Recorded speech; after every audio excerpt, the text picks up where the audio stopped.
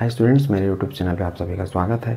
आज हम पढ़ेंगे कक्षा 11वीं के अंतर्गत यूनिट 2 एटॉमिक स्ट्रक्चर, जिसमें हमने अभी तक पढ़ा है अलग दो एटॉमिक मॉडल के बारे में, जिसमें हमने एक पढ़ा थॉमसन का मॉडल, दूसरा पढ़ा था रदरफोर्ड का मॉडल। इसके बाद हम लोग पढ़ने वाले हैं बोर का मॉडल, लेकिन उसके पहले कुछ उसका बेसिक कॉन्सेप्ट भी जानना जरूरी है, जिसके आधार पर हम बोर के मॉडल को अच्छे से समझ पाएंगे। कहने का अर्थ है कि अभी तक हमने इलेक्ट्रॉन, प्रोटॉन और न्यूट्रॉन की खोज के बारे में डिटेल पढ़ा और साथ में रदरफोर्ड के मॉडल में नाभिक के बारे में पढ़ा। इसके अलावा थॉमसन के मॉडल में हमने ये पढ़ा कि कोई भी जो परमाणु होता है उसमें इलेक्ट्रॉन और प्रोटॉन की संख्या हमेशा बराबर होती है। तो उन्हीं सब को लेके हम लोग कुछ बेसिक कॉन्सेप्ट्स पढ़ेंगे और उन्हीं के आधार पर हम लोग नेक्स्ट आगे पढ़ेंगे बोर का मॉडल। तो बोर के मॉडल को पढ़ने से पहले स्टार्ट करते हैं कि जो परमाणु होता है उसमें क्या क्या चीज़ें होती हैं, और यदि कोई चीज़ों को अर्थात इलेक्ट्रॉन, प्रोटॉन या न्यूट्रॉन में से किसी एक कुछ को हटा दिया जाए तो उससे कैसे टाइप के एलिमेंट्स बनते हैं अर्थात तत्व बनते हैं, उन सब के बारे में पढ़ेंगे। सबसे पहले हम स्टार्ट करते हैं कंपोजिशन ऑफ एटम, जिसको परमाणु का संगठन कहते हैं। और परमाणु के संगठन का अर्थ है कि कोई भी परमाणु में क्या क्या कण पाए जाते हैं उसके बारे में। पहला हम इसका स्टेप देख रहे हैं परमाणु को प्रदर्शित करने का तरीका अर्थात रिप्रेजेंटेशन ऑफ एटम। जो परमाणु रहता है उसको हम लोग प्रदर्शित करने के लिए अर्थात यदि सूत्र के रूप में प्रदर्शित करें तो इस तरीके से रिप्रेजेंट करते हैं। सबसे पहले एक्स लिखते हैं और नीचे में हम लोग लिखते हैं जेड और ऊपर वाले हिस्सा में लिखते हैं ए। अब जरूरी नहीं है कि जेड आप यहीं पे लिखें, इस जेड को आप यहाँ पर भी लिख सकते हैं और इस ए को यहाँ पर भी। कहने का अर्थ है कि ऊपरी वाला ये सिरा या फिर ये वाला कॉर्नर, इन दोनों में कहीं भी ए को रिप्रेजेंट कर सकते हो। नीचे वाले सिरा में यहाँ पर और या यहाँ पर, इन दोनों में कभी भी आप जेड को रिप्रेजेंट कर सकते हो। यहाँ पे बता देता हूँ, ये जो ए है ये परमाणु द्रव्यमान को बताता है अर्थात एटॉमिक मास को। किसके एटॉमिक मास को? जो भी एटम होता है उसका, जिसको हम लोग मास नंबर भी बोलते हैं, मास नंबर। तो ये याद रखना है। ये जो जेड है, जेड बताता है परमाणु क्रमांक को, परमाणु क्रमांक अर्थात एटॉमिक नंबर, एटॉमिक नंबर को। ये जो एक से यहाँ पे लिखा हूँ ये एलिमेंट का संकेत है अर्थात एलिमेंट को डिनोट करते हैं, उसके लिए एक्स रखा गया। तो हम इसको सिर्फ लिख सकते हैं तत्व या तत्व का संकेत, ऐसा करके। अब यहाँ इनका अर्थ क्या होता है वो बता देता हूँ। जैसे मैं एग्जांपल दिया इसको लेके कि जैसे मैं सोडियम लिखा, जिसका हम जानते हैं कि परमाणु क्रमांक कितना होता है 11 और परमाणु द्रव्यमान कितना होता है 23। तो सोडियम को मैं लिखूंगा इस फॉर्म में, तो मैं यहाँ लिखूंगा 11 और ऊपर में लिखूंगा 23। इसी प्रकार यदि नाइट्रोजन है तो नाइट्रोजन का परमाणु क्रमांक कितना होता है 7 और उसका परमाणु द्रव्यमान होता है 14 अर्थात एटॉमिक नंबर 7 होता है और एटॉमिक मास कितना होता है 14। तो यहाँ पे 7 लिखूंगा और ऊपर में क्या लिखूंगा 14। इसी प्रकार जैसे मैं लेता हूँ नियान को, नियान एटॉमिक नंबर 10, एटॉमिक मास कितना होता है 20। तो आई होप कि ये जो संकेत है इसको आप समझ गए होंगे। कहने का अर्थ है कि कोई भी जो तत्व होते हैं उनको हम अब सरलता के लिए इस रूप में दिखाएंगे अर्थात हमको अलग अलग एटॉमिक नंबर और एटॉमिक मास लिखने की आवश्यकता नहीं है, उसी में हम लिख के उनको रिप्रेजेंट कर सकते हैं। अब इसके द्वारा हम लोग अलग अलग चीज़ें कैलकुलेट कर सकते हैं। ये तो इतना है। नेक्स्ट जैसे और ये सब किस केस में है? ये सब न्यूट्रल केस में है। तो इसमें नोट ये करना है आपको, नोट कि उदासीन होने पर, हमने इसके पहले पढ़ा है कि जो परमाणु होता है वो क्या होता है, वो विद्युतीय रूप से अर्थात इलेक्ट्रिकली न्यूट्रल होता है, उदासीन होता है। क्यों? क्योंकि जितने किसी परमाणु में इलेक्ट्रॉन होते हैं उतने प्रोटॉन पाए जाते हैं। इलेक्ट्रॉन मतलब जितने ऋण आवेश होते हैं उतने ही प्रोटॉन अर्थात धन आवेश की संख्या पाई जाती है। तो उसी के आधार पर एक नोट लिखते हैं कि उदासीन परमाणु में, उदासीन परमाणु में अर्थात जो न्यूट्रल एटम है उसमें हमेशा ये जो एटॉमिक नंबर है वो और प्रोटॉन का संख्या p और इलेक्ट्रॉन का संख्या, ये तीनों की संख्या हमेशा इक्वल होती है, बराबर होती है। तो इसको आपको याद रखना है। जेड का अर्थ यहाँ परमाणु क्रमांक से है या परमाणु संख्या से अर्थात एटॉमिक नंबर भी इसको बोलते हैं। पी का अर्थ यहाँ प्रोटॉन है और ई का अर्थ इलेक्ट्रॉन है। तीनों हमेशा बराबर होंगे किसमें? उदासीन परमाणु में। उदासीन मतलब ऐसा, इसमें कोई चार्ज नहीं लगा है तो इनको उदासीन बोल रहा हूँ मैं। जैसे मैं ये सब लिख देता हूँ क्लोरीन, फ्लोरीन, या मतलब जिस पे चार्ज न लगा रहे उनको हम बोलेंगे हमेशा उदासीन। और यदि उदासीन ना हो तो वहाँ क्या होने वाला है, वहाँ पे जो ये जेड है और ये पी, अर्थात अब यहाँ पे जेड जो रहता है इसको हम तो परमाणु क्रमांक बोलते हैं, इसको जेड से ही क्यों प्रदर्शित करते हैं? तो इसका कारण ये है कि जेड अंग्रेजी के जोहल अर्थात जो ग्रीक भाषा होता है उसके जोहल से बना हुआ है, और जोहल का अर्थ होता है नंबर। मतलब जो जेड रहता है उसका रिप्रेजेंटेशन अर्थात परमाणु क्रमांक का इस नंबर की वजह से किया जाता है। तो उसका मतलब ग्रीक में जोहल बोलते हैं इसको, और उसी को एटॉमिक नंबर से रिप्रेजेंट पहले किया जाता था, इसलिए अभी भी जेड से ही रिप्रेजेंट करते हैं। तो उम्मीद करता हूँ यहाँ तक आपको कोई भी एटम को रिप्रेजेंट करने का तरीका समझ में आ गया होगा। और ये बहुत इंपॉर्टेंट है, एक्स, ए और जेड बताया कि ये ऊपर के किसी भी साइड में रख सकते हैं, जेड को भी नीचे की किसी भी साइड में रखा जा सकता है। और ये जो पहला नोट लिखा है वो उदासीन परमाणु में हमेशा क्या होगा, ये मतलब क्या बोल सकते हैं, परमाणु क्रमांक अर्थात एटॉमिक नंबर बराबर प्रोटॉनों की संख्या, प्रोटॉनों की संख्या किसमें, एटम में, बराबर इलेक्ट्रॉनों की संख्या, इलेक्ट्रॉनों की संख्या। आवेशित कण रहेगा, आवेशित कणों में, आवेशित कणों में जेड बराबर तो पी रहेगा, ठीक है। अर्थात जो परमाणु क्रमांक अर्थात एटॉमिक नंबर और प्रोटॉन का संख्या है वो हमेशा इक्वल रहेगा, लेकिन ये इलेक्ट्रॉन के इक्वल नहीं होगा कभी भी। अब एग्जांपल देता हूँ कैसे, जैसे मैं मान लो लिख दिया Cl माइनस, क्लोराइड माइनस। अब हमने देखा है कि जो क्लोरीन होता है इसका परमाणु क्रमांक कितना होता है, अर्थात जेड बराबर इसका होता है 17, तो प्रोटॉन कितने होंगे 17। लेकिन यहाँ पे जो इलेक्ट्रॉन होगा, चूंकि एक माइनस लग गया है इसलिए 17 धन 1 करूँगा तो क्या हो जाएगा 18। तो उम्मीद करता हूँ ये कॉन्सेप्ट भी आपको समझ में आ गया होगा। आवेशित मतलब चार्ज पार्टिकल में, चार्ज पार्टिकल या फिर बोल सकते हैं चार्ज एटम में, मतलब जिस एटम के ऊपर चार्ज लग जाए रहेगा उसमें कभी भी ये तीनों बराबर नहीं होंगे, इलेक्ट्रॉन इनकी अपेक्षा अलग रहेगा। प्रोटॉन और ये जेड भले ही बराबर हो जाएंगे। ये तो था Cl माइनस के लिए। अब इसी प्रकार मैं दूसरा उदाहरण लेता हूँ, जैसे मैं मान लो लिया Mg+2 मैग्नीशियम +2, तो मैग्नीशियम का परमाणु क्रमांक कितना होता है हमने पढ़ा है 12, प्रोटॉन भी कितने होंगे 12, लेकिन इलेक्ट्रॉन का संख्या अब चूंकि +2 लिखा हूँ तो क्या हो जाएगा 12, तो था होना चाहिए इलेक्ट्रॉन, लेकिन +2 लिखा हूँ तो ये 2 घट जाएगा। इस प्रकार इसमें टोटल इलेक्ट्रॉन कितने हो जाएंगे 10। तो उम्मीद करता हूँ कि रसायन में यदि माइनस का निशान है तो इसका अर्थ होता है बढ़ना, इलेक्ट्रॉन का बढ़ना, और प्लस का निशान है इसका अर्थ है कि इलेक्ट्रॉन का घटना। मतलब जो भी घटेगा या बढ़ेगा वो मुख्य रूप से इलेक्ट्रॉन ही घटेगा और बढ़ेगा। परमाणु क्रमांक को देखें अर्थात एटॉमिक नंबर को, तो एटॉमिक नंबर कोई भी जो न्यूट्रल एटम होता है अर्थात इस टाइप का जिस पे कोई चार्ज नहीं लगा है, इसमें हमेशा ये परमाणु क्रमांक अर्थात एटॉमिक नंबर प्रोटॉन की संख्या और इलेक्ट्रॉन की संख्या के बराबर होते हैं, इक्वल होते हैं। ये चीज़ जो मैं पहले बताया वही चीज़। तो आपको यहाँ से ये रिप्रेजेंटेशन करने का तरीका सीखना है, याद रखना है। और ये जो पहला लिखा कि उदासीन परमाणु में हमेशा ऐसा स्थिति बनेगा, उदासीन ही रहेगा अर्थात आवेश लगा रहेगा इस टाइप से माइनस वाला या फिर प्लस वाला, तो उसमें इलेक्ट्रॉन की संख्या इनके इक्वल नहीं होगी कभी। प्रोटॉन और ये जो जेड है अर्थात एटॉमिक नंबर वो इक्वल हो जाएंगे। तो अभी तक हमने सीखा कि जो न्यूट्रल एटम होता है अर्थात उदासीन परमाणु होता है उसमें ये तीनों प्रोटॉन की संख्या, परमाणु क्रमांक और इलेक्ट्रॉन की संख्या हमेशा बराबर होते हैं, और यदि कोई चार्ज होते हैं तो ये तीनों बराबर नहीं होते। अब हम इसके बाद सीखेंगे कि जो एटम का मास होता है अर्थात एटॉमिक मास या फिर परमाणु द्रव्यमान जिसको बोलते हैं, या फिर द्रव्यमान संख्या मास नंबर, उसको कैसे कैलकुलेट करें। परमाणु क्रमांक की बात पढ़ रहे हैं, परमाणु द्रव्यमान जिसको ए से रिप्रेजेंट करते हैं। देखिए एटॉमिक मास परमाणु द्रव्यमान का अर्थ होता है, जिसको द्रव्यमान संख्या या परमाणु द्रव्यमान बोलते हैं, जिसको ए से रिप्रेजेंट करते हैं।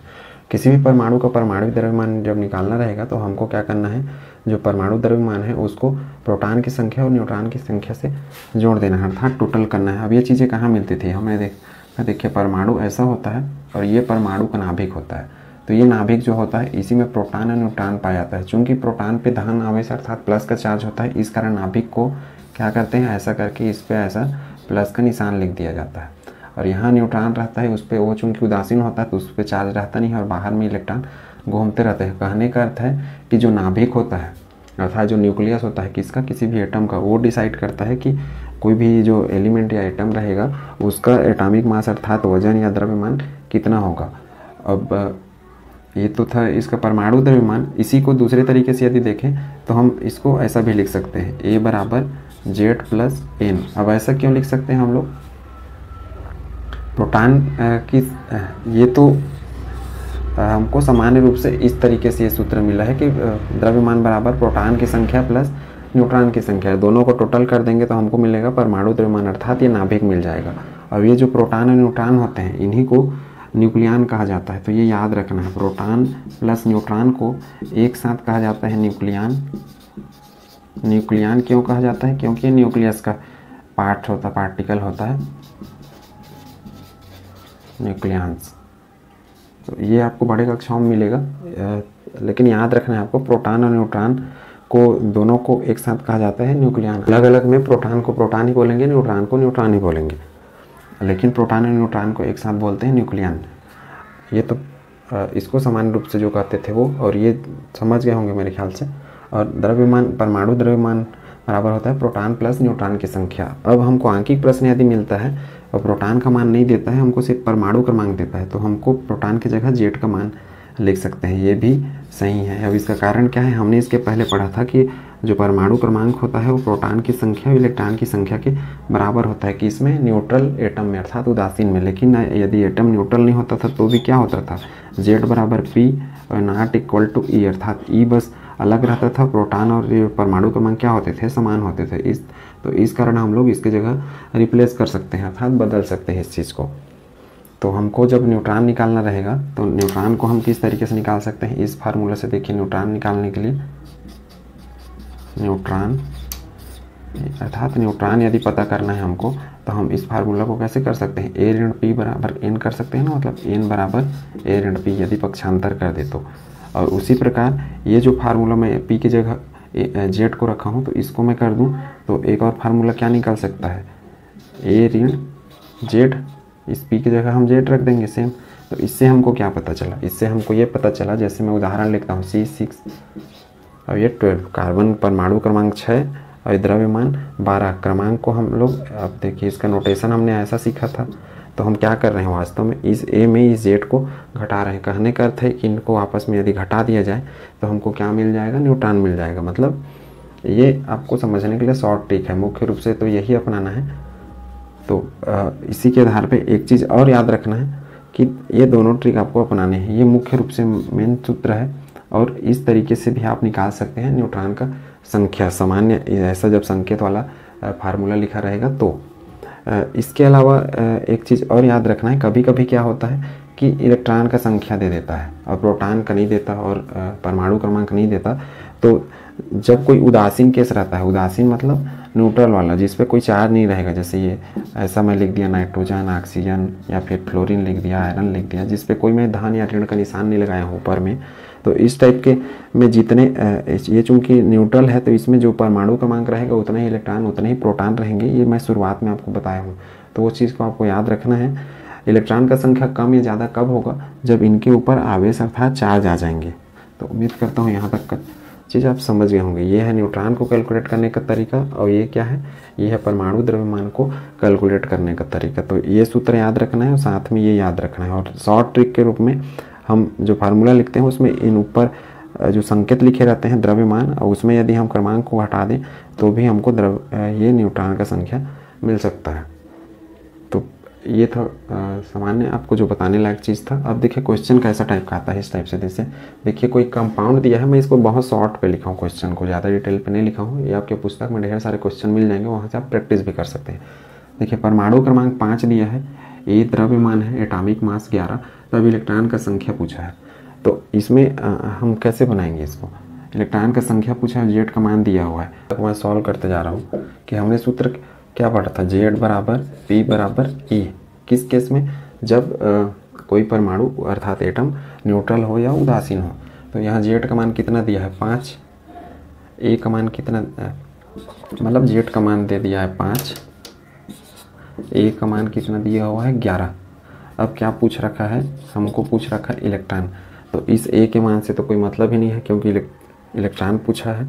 तो हम इलेक्ट्रॉन कहाँ से निकालेंगे, हम निकाल पाएंगे इस Z वाले फार्मूला से। तो चूँकि यहाँ Z का मान अर्थात एटॉमिक नंबर 5 है, तो उस तरीके तरीके से इलेक्ट्रॉन भी कितना हो जाएगा 5 हो जाएगा। तो उम्मीद करता हूँ ये क्वेश्चन आप समझ गए होंगे। उसी प्रकार देखिए परमाणु क्रमांक 4 दिया है, जेड का मान 4 और द्रव्यमान 9 दिया है, तब संकेत के रूप में कैसे लिखेंगे।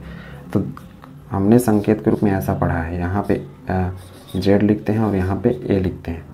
तो देखिए परमाणु क्रमांक दिया है तो क्रमांक यहाँ पे क्या लिखेंगे हम 4 और ऊपर में क्या है द्रव्यमान, तो द्रव्यमान को हम ऊपर लिखेंगे। और ये किसका है संकेत रूप में, ये वास्तव में बेरिलियम का है। तो ये तब याद होगा जब आप कम से कम 1 से 20 तक अर्थात 1 से 20 तक या फिर पूरा 30 जिंक तक, मतलब चूँकि 11th में है तो 1 से 30 तक परमाणु क्रमांक याद रखें और द्रव्यमान भी याद रखें, तो ये चीज़ें समझ में आएंगी। द्रव्यमान तो मुख्य रूप से 20 तक ही आपको ज़रूरत पड़ेगा, उधर ज़्यादा याद नहीं करना पड़ेगा, लेकिन क्रमांक कम से कम 1 से 30 तक जरूर याद रखें।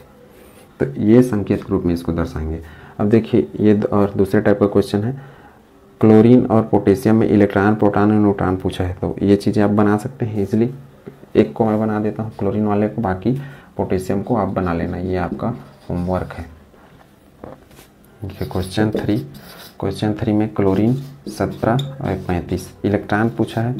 तो जितने इसके पहले हम परमाणु क्रमांक निकालते हैं, कितना लिखा है 17, तो इलेक्ट्रॉन भी कितने हो जाएंगे 17, क्योंकि ये उदासीन है, कोई निशान नहीं है चार्ज का। और ये भी प्रोटॉन कितने हो जाएंगे 17।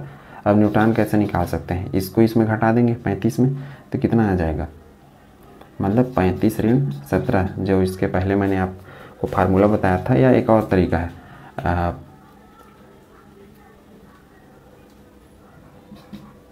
ये हो जाएगा 18 इस तरीके से। और एक और फार्मूला कैसे, a बराबर p प्लस n लिखते थे, तो n बराबर क्या हो जाएगा a माइनस p, और a कितना था देखिए 35 था और प्रोटॉन कितना था 17। तो इसी फार्मूले से मैं ये चीज़ निकाला हूँ। तो उम्मीद करता हूँ ये चीज़ आप बना लेंगे। क्वेश्चन नंबर 4 इसमें आयन के रूप में है, इसको मैं बना रहा हूँ, ये आपका होमवर्क है, इसको आप बना लेंगे, कमेंट बॉक्स में कमेंट करेंगे या फिर मेरे को मैसेज करके बता देंगे। देखिए क्वेश्चन कैसे बनेगा, Na प्लस आयन लिखा है, Na प्लस आयन मतलब ये चार्ज वाला आ गया क्वेश्चन 4। अब चार्ज वाले में बताया था कि ये जेड बराबर पी बराबर ई, मतलब इलेक्ट्रॉन की संख्या घटेगी बढ़ेगी, जेड और पी तो बराबर रहेंगे ही। प्रोटॉन, इलेक्ट्रॉन और न्यूट्रॉन पूछा है। तो यहाँ देखिए सोडियम का सामान्य रूप से जब सोडियम रहता था तब उसका परमाणु क्रमांक कितना लिखते थे 11 और ये रहता था 23। अब इसके ऊपर हमने आयन लगा दिया ऐसा। अब देखिए परमाणु क्रमांक तो है 11, प्रोटॉन का संख्या भी क्या होगा 11, ठीक। इस सूत्र के हिसाब से इलेक्ट्रॉन का संख्या देखिए एक प्लस का निशान है इसलिए 11 ऋण 1 घटा दूंगा मैं 1, इसलिए इलेक्ट्रॉन कितना हो गया 10। अब न्यूट्रॉन का संख्या मुझे निकालना है। तो हमारा सूत्र क्या हमने पढ़ा है, A बराबर P प्लस N, ठीक। A बराबर P प्लस N पढ़ा है, तो N बराबर A माइनस P हो जाएगा, A माइनस P। द्रव्यमान कितना है 23 और प्रोटॉन की संख्या यहाँ से 11, तो कितना बन जाएगा, ये आएगा, इसमें न्यूट्रॉन का संख्या 12। ये है इलेक्ट्रॉन, ये है प्रोटॉन और ये है परमाणु क्रमांक। तो उम्मीद करता हूँ ये चीज़ आप समझ गए होंगे। इस 5वें क्वेश्चन में आप बनाएंगे तो यहाँ -2 लिखा हूँ, अर्थात इसमें इलेक्ट्रॉन का संख्या आपको कितना करना है 2 जोड़ना है। तो इस तरीके से आप इसका भी निकाल पाएंगे। तो ये तो था हमारा परमाणु क्रमांक और द्रव्यमान के बारे में। अब इसके आगे हम पढ़ते हैं कि आइसोटॉप, आइसोबार, अर्थात इनके इलेक्ट्रॉन प्रोटॉन का संख्या या मास का संख्या थोड़ा सा ऊपर नीचे होता है तो कैसे टाइप के एलिमेंट बनते हैं और जिनको क्या कहते हैं। सबसे पहला हम पढ़ रहे हैं समस्थानिक। समस्थानिक जिसको कहते हैं आइसोटॉप अंग्रेजी में। समस्थानिक का ये उदाहरण से आप देख रहे होंगे कि इसके पहले हमने रिप्रेजेंटेशन ऑफ एटम पढ़ा था जो परमाणु रहता था। जैसे मैं मान लो कैल्शियम लिखता हूँ तो इसका जो परमाणु क्रमांक होता है वो तो 20 होता है, लेकिन परमाणु द्रव्यमान होता है 40। इसको मैं कहाँ लिखूँगा, ऊपर में। कहने का अर्थ है द्रव्यमान हमको ऊपर में लिखना है और क्रमांक को हमेशा नीचे में लिखना है। तो इस आधार पर हम इसमें देख रहे हैं कि देखिए यहाँ पे क्रमांक 1, ये भी क्रमांक 1 और ये भी क्रमांक 1। तो तीनों में क्रमांक क्या दिख रहा है, परमाणु क्रमांक समान, लेकिन द्रव्यमान क्या दिख रहे हैं अलग, लेकिन जो तत्व हैं क्या है, तीनों एक ही है। तो हम इसका परिभाषा कैसे बना सकते हैं कि तत्व एक ही रहे जिनके परमाणु क्रमांक समान हो लेकिन परमाणु द्रव्यमान अर्थात एटॉमिक मास क्या हो, डिफरेंट हो। मतलब एटॉमिक नंबर सेम और एटॉमिक मास डिफरेंट, उनको क्या बोलेंगे, आइसोटॉप। उसी प्रकार दूसरा एग्जाम्पल है, ये क्लोरीन का है, Cl परमाणु क्रमांक 17, द्रव्यमान 37, परमाणु क्रमांक 17, द्रव्यमान 35, दोनों का क्रमांक समान, द्रव्यमान अलग। तो इस प्रकार हम परिभाषा में क्या बोल सकते हैं कि वे तत्व अर्थात वे एलिमेंट्स जिनके परमाणु क्रमांक क्या होते हैं, परमाणु क्रमांक समान अर्थात सेम होते हैं, एटॉमिक नंबर, और परमाणु द्रव्यमान जिसको हम किससे रिप्रेजेंट करते थे, ए से, अलग होता है। अलग मतलब डिफरेंट।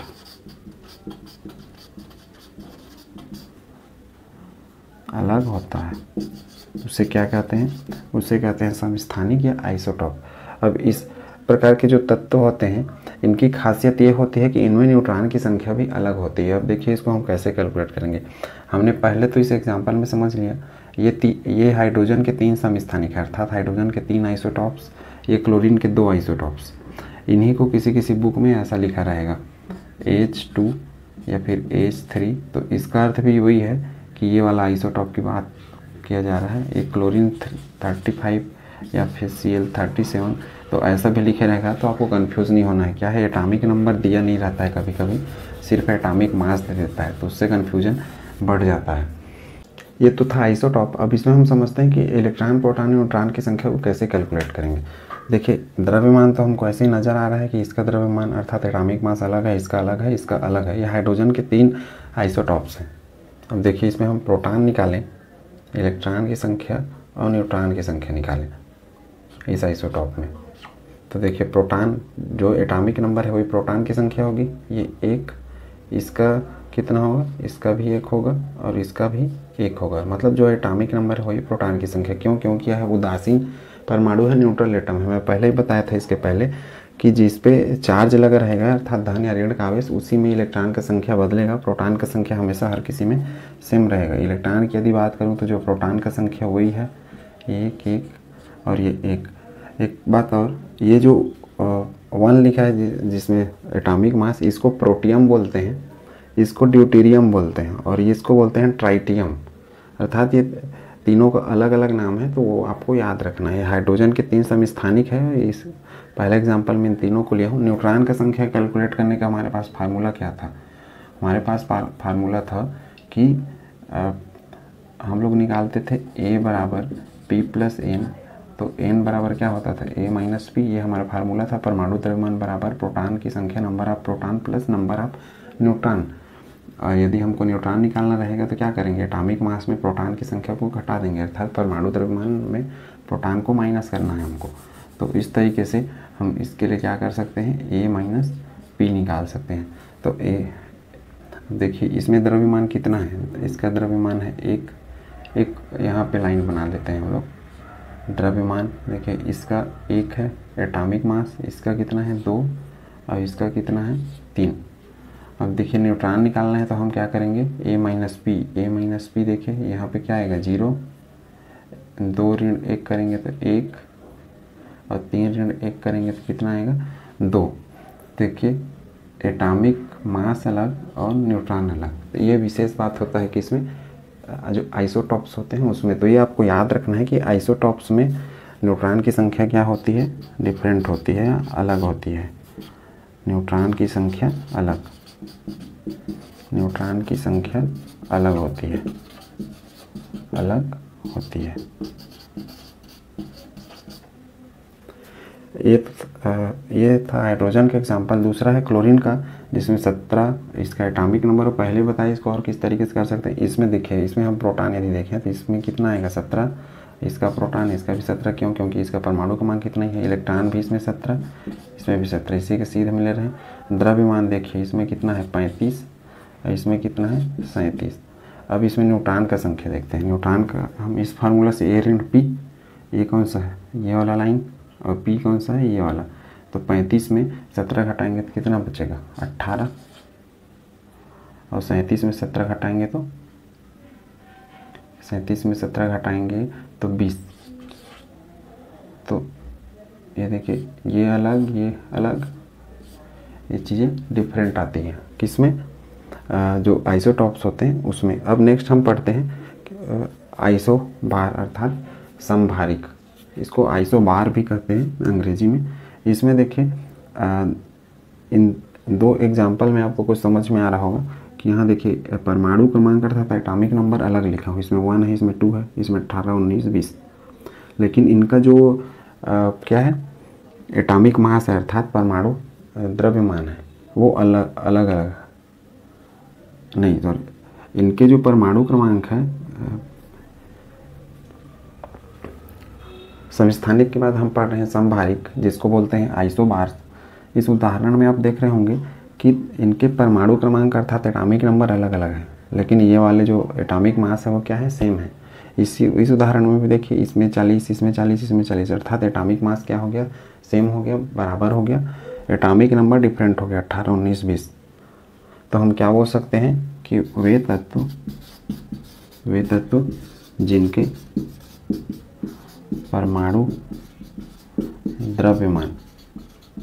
द्रव्यमान को किससे दिखाते थे, ए से, समान अर्थात सेम हो, और परमाणु क्रमांक जिसको जेड से दिखाते थे अलग हो, मतलब डिफरेंट हो, उन्हें क्या कहते हैं, उन्हें कहते हैं आइसोबार्स या समभारिक। समभारिक मतलब समान भार, और समस्थानिक मतलब समान स्थान, मतलब परमाणु क्रमांक समान, इसमें परमाणु भार समान, नाम से ही पता चल रहा होगा, सम मतलब समान और भारिक मतलब भार। अब देखिए यहाँ पे हम प्रोटॉन का संख्या, इलेक्ट्रॉन का संख्या, और इसमें चूंकि क्या चीज़ अलग है, परमाणु क्रमांक अलग है, तो हम परमाणु क्रमांक के लिए भी एक कॉलम बना लेते हैं, परमाणु द्रव्यमान का भी एक कॉलम। अब ये है न्यूट्रॉन, जिसको हम ए ऋण पी से निकालते थे। कहने का अर्थ है कि कोई भी इस टाइप का यदि आता है तो आप उसको इस तरीके से खंड बना लें जिससे आपको बनाने में सहूलियत होगी। चूँकि एटॉमिक नंबर 1 से पूरा 30 जिंक तक आपको याद करना ही है, तो याद रहेगा तभी बहुत सारी चीज़ें बनेंगी, क्योंकि कभी कभी ये अलग अलग लिखा रहता है। जैसे इसके पहले मैं बताया कि ये जो क्लोरीन है वो सिर्फ Cl37 या फिर हाइड्रोजन 13 ऐसा लिखा रहेगा, तो आपको कन्फ्यूजन हो जाएगा। अब देखिए इस हाइड्रोजन में प्रोटॉन कितने हैं, जो इसका परमाणु क्रमांक है अर्थात एटॉमिक नंबर, इस हीलियम में 2, इलेक्ट्रॉन भी वही होंगे सेम 1, 2, क्रमांक क्या होंगे वही 1 और 2। अब देखिए ये है एटॉमिक मास अर्थात परमाणु द्रव्यमान, ऊपर में जो दिख रहा है 3 और 3। अब न्यूट्रॉन का संख्या हमको निकालना है, तो क्या करेंगे, a माइनस पी, तो ये क्या आएगा 2, और इसमें देखिए 3 में से 2 घटाए तो कितना आया, अब एटॉमिक मास 3 में से 2 हमने घटा दिया तो कितना आया, ये आएगा 1।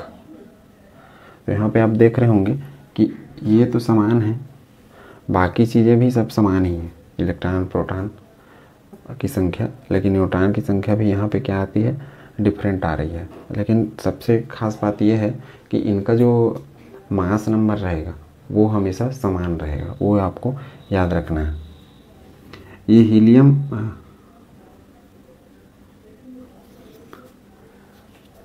उसी प्रकार जो सेकंड एग्जांपल है उसमें देखिए आर्गन, पोटेशियम, कैल्शियम। पोटेशियम किसी बुक में यहाँ 39 लिखा रहता है, तो और कुछ बुक में यहाँ 40 लिखा रहता है। तो ये चूँकि तीनों को जब हम सेट में लेते हैं तो ये आइसोबार के एग्जांपल बन जाते हैं अर्थात संभारिक के, इसलिए यहाँ पे लिखा गया है। ये देखिए इसको हम लिखेंगे तो 18, ये 19, ये 20। ये क्या था, प्रोटॉन, और जितने प्रोटॉन उतने इलेक्ट्रॉन होंगे और उतने ही परमाणु क्रमांक भी होंगे। इन्हीं के सीध में लिखते जा रहा हूँ। अब परमाणु द्रव्यमान, इसको इससे घटा देंगे, 40 में 18 गया, कितना बचा 22, 19 गया 21, 40 में 20 गया 20। अब न्यूट्रॉन का संख्या यदि निकालना है तो हम क्या करेंगे, इस ए में इस पी को घटाना रहेगा, तो कितना बचेगा 4, 22 में से 18 घटाएंगे तो 21, में से 19 घटाएंगे तो कितना बचेगा 2, और 20 में से 20 घटाएंगे 0। तो यहाँ पे समान कौन सा चीज़ आ रहा है, यहाँ पे ये थोड़ा सा रॉन्ग हो गया है। यदि एटॉमिक मास देखें अर्थात परमाणु द्रव्यमान, तो इसमें कितना है 40, इसमें कितना 40, और इसमें भी 40। ये तो तीनों सेम है, प्रोटॉन, इलेक्ट्रॉन और इसका परमाणु क्रमांक। लेकिन जो द्रव्यमान है इसको देखने पर देखिए 40 40 40, अर्थात ये तीनों एक समान है। तो हम बोल सकते हैं कि जिनके परमाणु द्रव्यमान अर्थात एटॉमिक मास समान हो, बाकी चीज़ें अलग हो, तो उसको हम क्या बोलेंगे, समभारिक या आइसोबार। न्यूट्रॉन की संख्या देखिए, न्यूट्रॉन इसमें कैलकुलेट करेंगे, इस ए से क्या करेंगे, पी को घटाएंगे तो कितना आएगा, ये 40 में से 18 गया 22, इसमें 40 में से 19 गया कितना, ये आएगा 21, और 40 में से 20 गया 20। तो यहाँ पे क्या आ रहा है, न्यूट्रॉन अलग आ रहा है, तो इसको भी आपको याद रखना है। लेकिन खास बात क्या है इसमें, ये जो लाइन है एटॉमिक मास अर्थात परमाणु द्रव्यमान, वो क्या होते हैं, वो सेम होते हैं। तो उम्मीद करता हूँ ये उदाहरण आप आसानी से समझ गए होंगे और कैसे आपको इनमें अंतर करना है वो अच्छे से जान गए होंगे। जिस पे मैं टिक लगाया ये मुख्य इसके पॉइंट है अंतर करने के। जैसे ये क्रमांक तो है ही इसमें, लेकिन यहाँ पे मुख्य रूप से ये चीज़ अलग होगा और यहाँ पे द्रव्यमान अलग होगा, क्रमांक सेम। यहाँ द्रव्यमान सेम रहेंगे, क्रमांक क्या रहेगा, सबका अलग है। देखिए 18 19 20, 18 19 20 करके।